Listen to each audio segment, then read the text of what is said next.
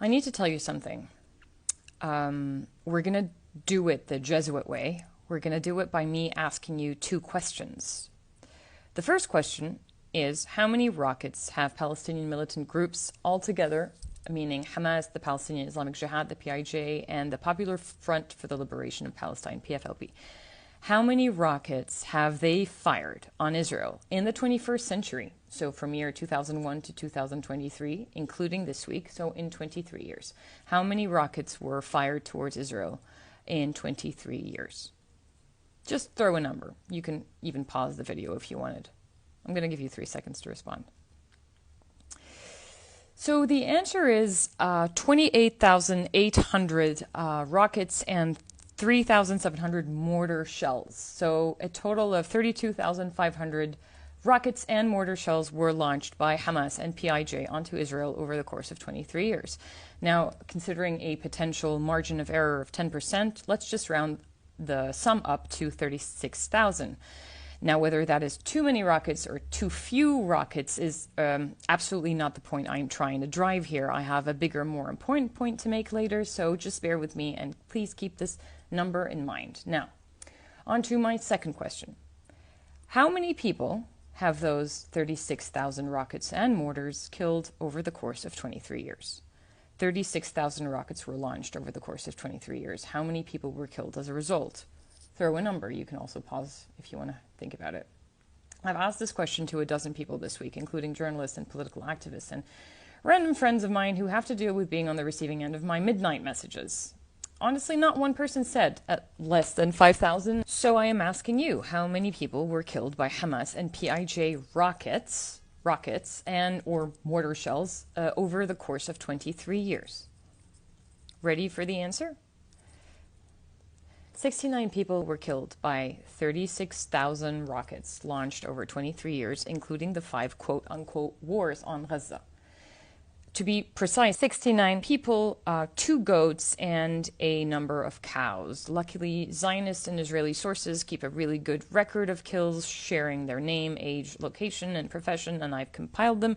And here is the list that we are going to read together. So amongst those people, you've got 41 adult civilians, including 3 Arab Israelis, 10 Israeli army soldiers, 4 Israeli children, including 1 2-year-old plus 3 4-year-olds, 2 Palestinian children, including 1 6-year-old and 1 13-month-old baby, 5 Palestinian adult civilians, 1 Jordanian civilian, 2 Thai civilians, 4 foreign workers, plus a number of cows and 2 goats.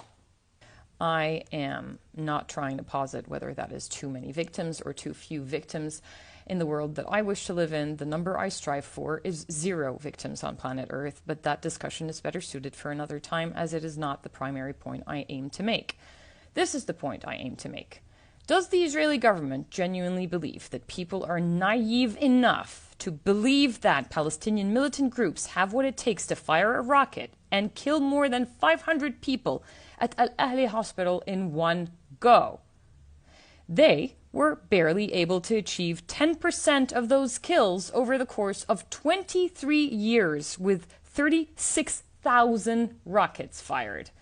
And don't talk to me about the Iron Dome, because the Iron Dome became functional only in 2011. Hamas and PIJ had a full 10 years of rocket launching without an Iron Dome.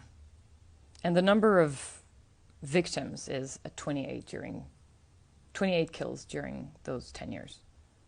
So allow me to say that it is remarkably foolish and outrageously absurd to even contemplate marketing the idea that Hamas or PIJ have what it takes to destroy a building and kill 500 humans with 1 rocket, when on average they killed 0.0000773 people per year per rocket over a 23-year period.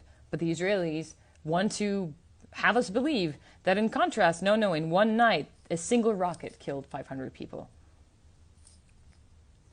To add insult to injury, you should also know that the rockets used by Hamas or PIJ, the Qassam rockets, are propelled by a mixture of sugar and potassium nitrate, which is a common fertilizer, and the warhead is filled with TNT and urea nitrate, which is also another common fertilizer. The Qassam rockets are basically made from common civilian products. It doesn't mean that they cannot cause a lot of damage, but absolutely not to the devastating degree that we saw at Al Ahli Hospital. Take a look at the effect that the Qassam rockets create when they land.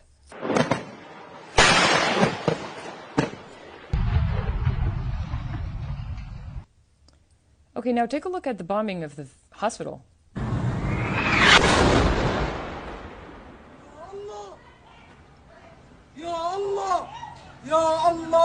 I think it is apparent, maybe even to a 6-year-old, that that is not a Qassam rocket. What was fired at the hospital was a US-made and US-supplied JDAM, an all-weather precision-guided munition. The JDAM kit can be used with a variety of bomb types, including the MK-84, which is what is suspected to have been used here. And this was a gift from President Joe Biden to Israel and to the Palestinian people, in the form of body bags. And this is what the JDAMs sound like. Okay, now let's hear the hospital explosion again. And that is them side by side.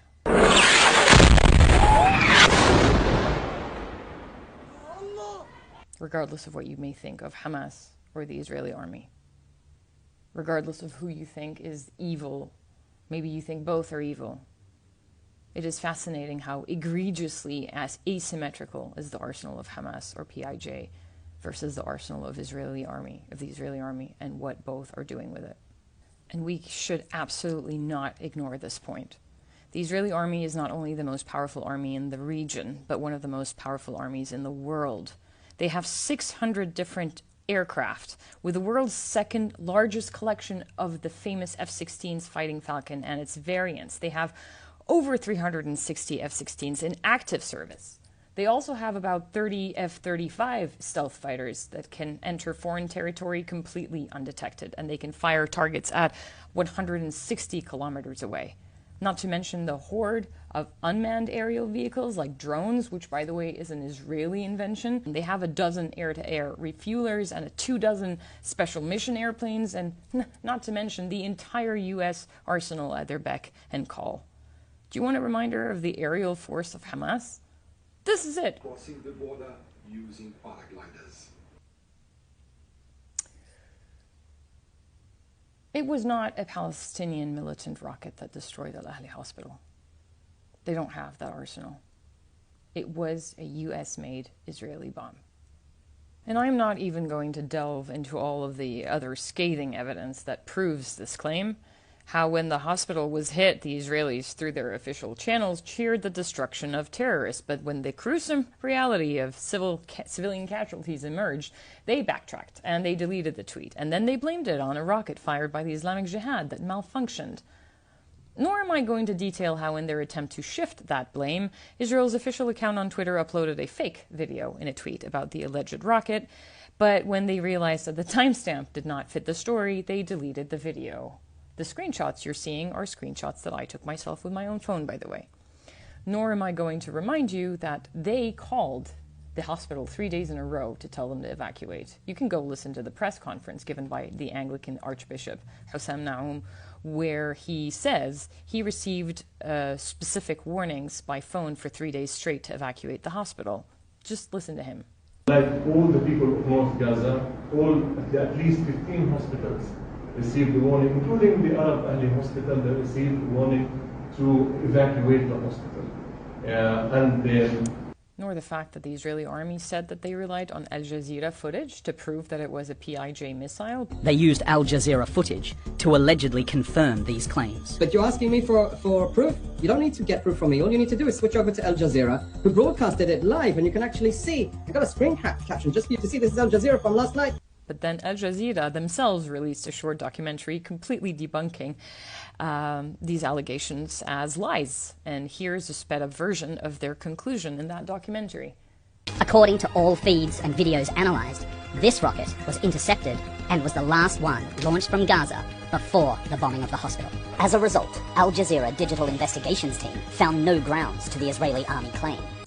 Nor am I going to discuss how Israel ordered 22 hospitals to be evacuated, something that the WHO called a death sentence for patients who could not be moved. Nor am I going to discuss how on October 14th, Israel targeted ambulances and killed 28 medical staff in Gaza.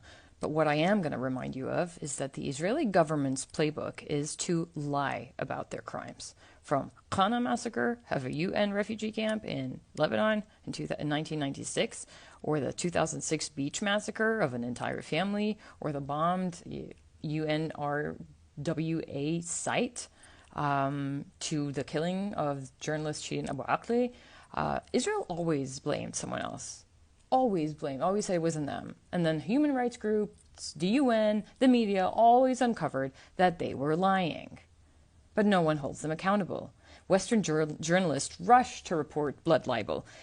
This week alone, how 40 babies were beheaded by the bloodthirsty, awful, disgusting human animals, savage Palestinians, including the US president who lied about it, only to find out that there was no evidence for it, but nobody retracted it. They completely ignore Palestinian accounts of what happens on the ground, but they keep taking Israel's word as the only word to report, despite their record of lying.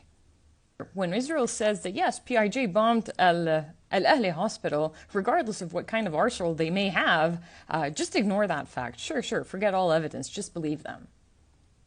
So before I go, I would like to leave a message to the international community, particularly to President Emmanuel Macron, President Joe Biden, Prime Minister Rishi Sunak, all of the moguls behind those media corporations in the West. You are the architects of unspeakable horror. You are the embodiment of gross incompetence and sadistic cruelty. Your legacy in the history books will forever brand you as enablers of the genocide of one of the world's most impoverished, defenseless, and vulnerable populations. You have collectively turned their living into a horrifying extermination camp, offering inexplainable support to one of the most hyper-militarized and ruthless armies on the planet. Your weapons, your funding, your unwavering political support, and your lies have been instrumental in the unspeakable slaughter and devastation that we are forced to witness. This is a stain on your conscience that can never and should never be erased.